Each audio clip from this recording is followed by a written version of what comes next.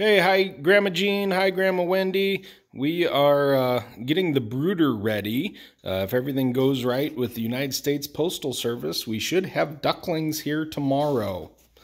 So Claire is taking the heat bulb out and she's going to put in a ceramic heater into the same fixture. So Claire, go ahead and grab that. Please set the light bulb on the table. Thank you.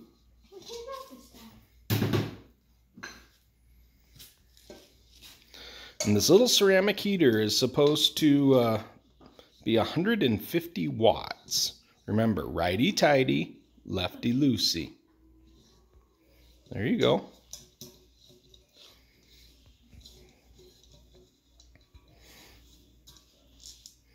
Good job.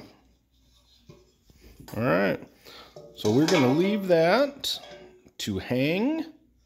We'll get it straightened out just a little bit there. Right now, with no light on it, the brooder is staying about 55 degrees. So hopefully this little ceramic heater will bring it up to that 85-90 degree range for the little ducklings tomorrow. Let's go see what the girls did last night outside. Well, now we're outside here. There's Rudy and Clemon, and there's Marshmallow. She's our new addition. Rudy and Clemon spend a lot of time laying there. So here's Claire. Hi.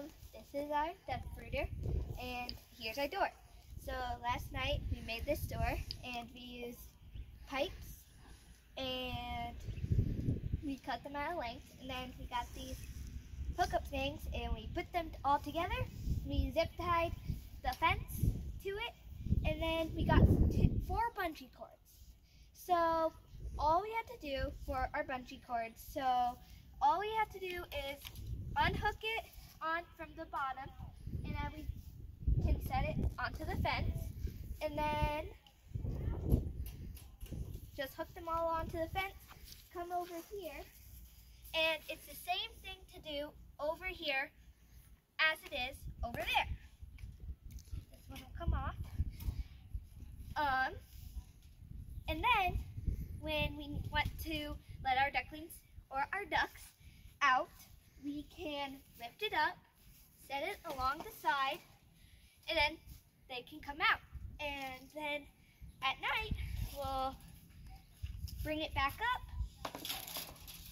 set it down, hook the bungee cords back up to the things. And what we like to do is we like putting them along the pipes, not the fencing.